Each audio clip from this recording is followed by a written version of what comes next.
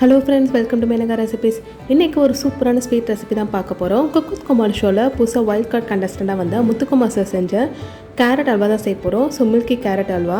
இது எப்படி சிம்பிளா எப்படி செய்யறதுன்னு பாங்க வீடியோக்குள்ள போலாம். கேரட் அல்வா செய்யிறதுக்கு மெயின் இன்கிரிடியன்ட்டான கேரட் எடுத்துர்க்கேன். இதோட தோலை சீவிட்டு ஃப்ரண்ட்டையும் பேக்கையும் நம்ம கட் பண்ணி எடுத்துக்கலாம். கட் பண்ணதுக்கு அப்புறம் ஒரு கிரேட்டர்ல நல்லா ஃபைனா துருவி எடுத்துக்கலாம். சோ தட் உங்களுக்கு நல்லா துருவி எடுக்கும்போது உங்களுக்கு கேரட் அல்வா செய்யிறது ரொம்ப ஈஸியா இருக்கும். இப்போ 3 கேரட்டை நல்லா இந்த மாதிரி துருவி எடுத்துட்டேன். இது ஒரு பக்கமா வச்சிடுங்க. இப்போ நம்ம குக்கிங் ப்ராசஸ் ஸ்டார்ட் பண்ணிடலாம். இதுக்கு பார்த்தீங்கன்னா ஒரு கடாயில் 1லேருந்து 2 டீஸ்பூன் போல் நெய் விட்டுக்கிறேன். நெய் நல்லா சூடானதுக்கப்புறம் முந்திரி திராட்சை நல்லா பொன்னிறமாக வறுத்துக்கலாம். ஒரு 5-6 முந்திரியும் 5-6 திராட்சை எடுத்துருக்கேன். நல்லா கோல்டன் ப்ரௌனாக வர வரைக்கும் நல்லா ஃப்ரை பண்ணி எடுத்துக்கோங்க. இப்போ நம்மளோட கிரேப்ஸும் நல்லா பபுள்ஸ் ஆயிடுச்சு. இப்போ ஏதாவது தனியாக பிளேட்டில் மாற்றிடலாம். இப்போ நம்ம அதே நெய்யில் நம்ம துருவி வச்ச கேரட் நம்ம கொஞ்சம் கொஞ்சமாக ஆட் பண்ணிக்கலாம்.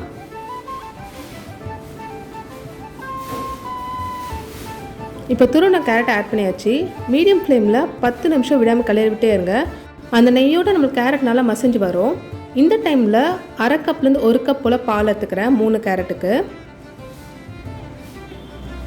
உங்களுக்கு அந்த க்ரீமி டெக்ஸ்சர் நல்லா இருக்கும். உங்களுக்கு பால் நிறைய ஆட் பண்ண 10 நிமிஷம் மீடியம் ஃப்ளேமில் விடாமல் கிளறிவிட்டே இருங்க. உங்களுக்கு கொஞ்சம் கொஞ்சமாக திக்காகிட்டே வரும். இப்போ பாருங்கள், பால் நல்லா கொதிச்சிச்சு. இந்த டைமில் 1/4 கப் போல் சக்கரை ஆட் பண்ணிக்கிறேன் ஸ்வீட்னஸ்க்காக.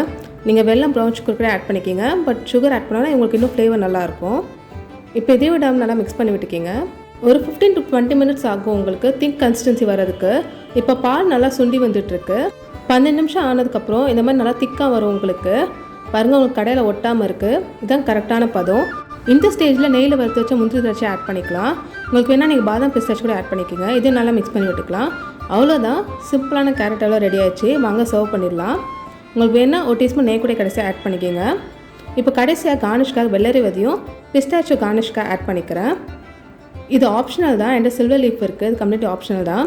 அவ்வளோதான், ரொம்ப ஹெல்த்தியாகவும் இருக்கும், ரொம்ப டேஸ்டியாக இருக்கும் கேரட் அல்வா. நீங்களும் கண்டிப்பாக ட்ரை பண்ணி பாருங்கள். மறக்காமல் நம்ம சேனலை ஃபாலோ பண்ணுங்கள், லைக் பண்ணுங்கள். தேங்க்ஸ் ஃபார் வாட்சிங் வீடியோ. Bye friends.